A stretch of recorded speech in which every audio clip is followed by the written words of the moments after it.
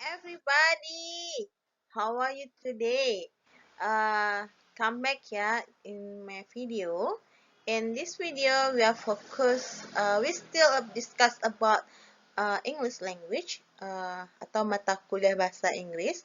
Ini biasanya bisa digunakan untuk semua mahasiswa maupun mahasiswa universitas maupun sekolah menengah atas ya. Karena di sini kita akan membahas tentang contact clue ya. Tentu mahasiswa semuanya tahu apa itu contact clue atau masih belum paham apa itu contact clue. Biasanya kalau dalam kehidupan sehari-hari kita pernah mendengar tentang clue. Jadi pada video ini kita akan diskusikan tentang contact clue ya.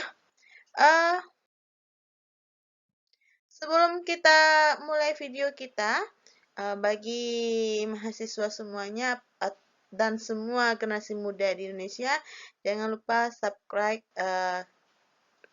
klik untuk channel video ini supaya terus maju dan juga bisa berkreasi semaksimal mungkinnya.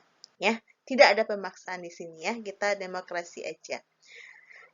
Baik, sebenarnya ada di dalam benak kita ya, apa itu sih contact clue ya? Tadi sudah dibahas pada awal video bahwa dalam kehidupan sehari-hari ini kita selalu mendengar tentang clue ya. Clue. Apa itu clue? Kalau clue dalam bahasa Indonesia adalah artinya petunjuk ya. Berarti kalau di sini contact clue ini bisa kita gunakan ketika dalam skill reading ya, dalam skill membaca. Kenapa? Ada dalam teks yang kita baca itu ada banyak sekali kosakata yang tidak kita pahami atau baru bagi kita, dan kita kadang malas ya kalau zaman dulu belum ada translate digital ini, kita pakai kamus dan malas sekali tiap saat yang vocabulary-nya masih limited, setiap baca dapat kosakata baru, lihat kamus itu membosankan kadang ya.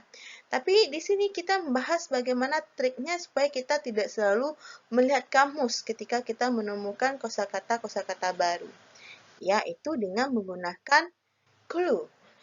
Contact clue dalam bahasa Indonesia bisa kita katakan petunjuk konteks ya. Oke, jadi ingat clue itu adalah petunjuk untuk sebuah kosakata baru. Jadi, tentu semuanya kita ingin sebelum kita memahami lebih dalam lagi apa itu petunjuk konteks, kita alangkah lebih bagusnya kita memahami apa sih definisi petunjuk konteks ini. Ada beberapa ahli mengatakan petunjuk ini adalah merupakan suatu informasi tambahan yang diberikan oleh si penulis yang dapat membantu pembaca dalam memahami arti dari kata atau frasa tertentu. Berarti ini merupakan informasi tambahan ya, yang diberikan oleh penulis kepada pembaca untuk memahami arti kata tertentu. Ada lagi ahli bahwa untuk mendapatkan petunjuk ini bisa kita temukan pada kalimat yang sama di mana terdapatnya kosakata yang baru kita dapatkan, atau bisa juga kita menemukan artinya pada kalimat sesudah dari kata tersebut. Jadi, konteks clue ini berarti petunjuk yang diberikan oleh penulis untuk membantu pembaca mendefinisikan kata sulit ya, atau kata yang tidak familiar bagi kita.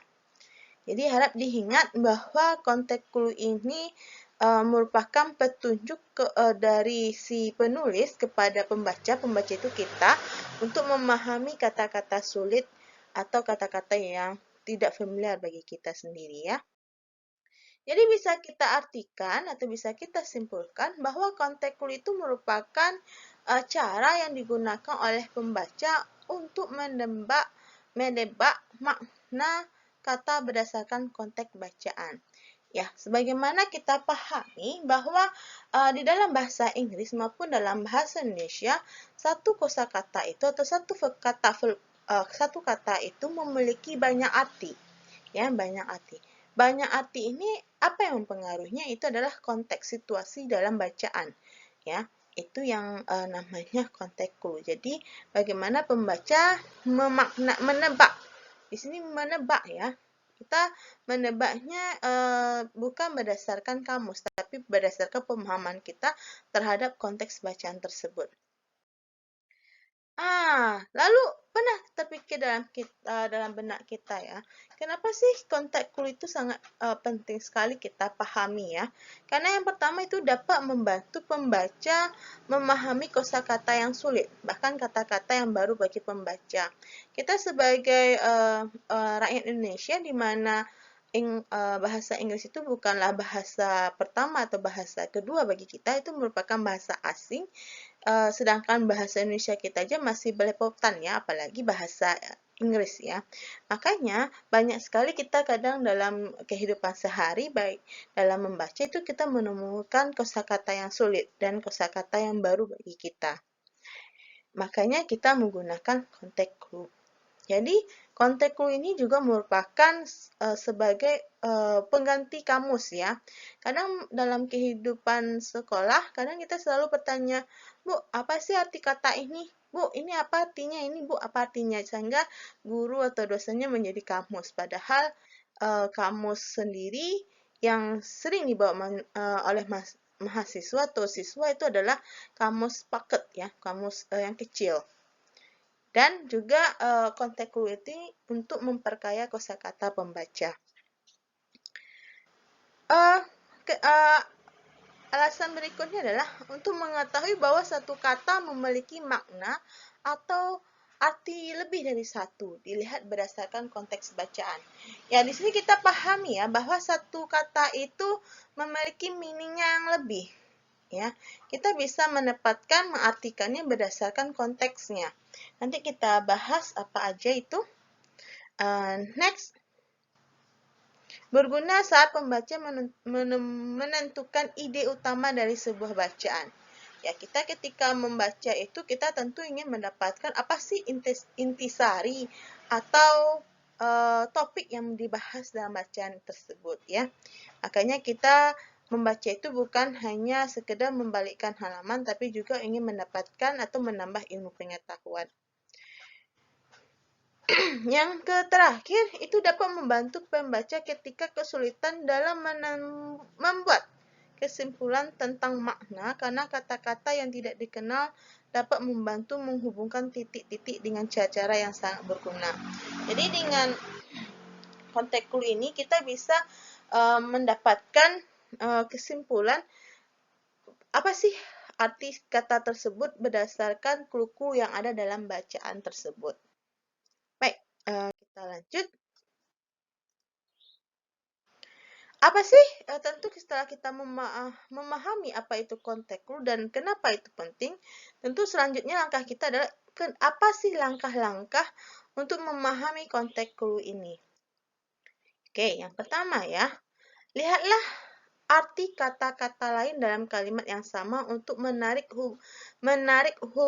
hubungan dengan kata yang sedang dicari. Jadi, kita melihat kata-kata dalam kalimat yang sama itu. Dalam kata-kata yang dalam kalimat yang sama itu nanti kita cari apa sih arti kata yang kita cari tersebut. Contohnya, I removed the blank blank blank from the sieve and he began to read ya. Di sini ada yang kosong itu I remove the apa ini? Kita nggak tahu apa isinya ya.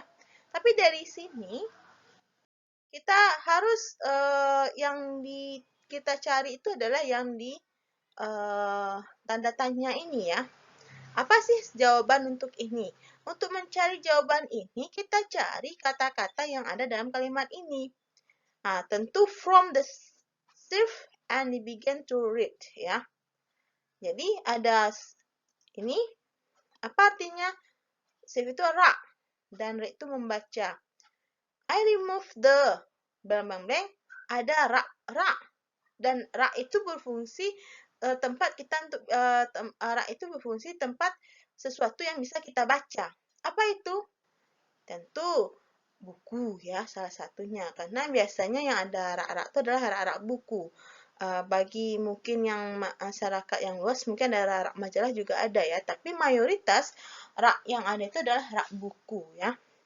Berarti I remove the book ya.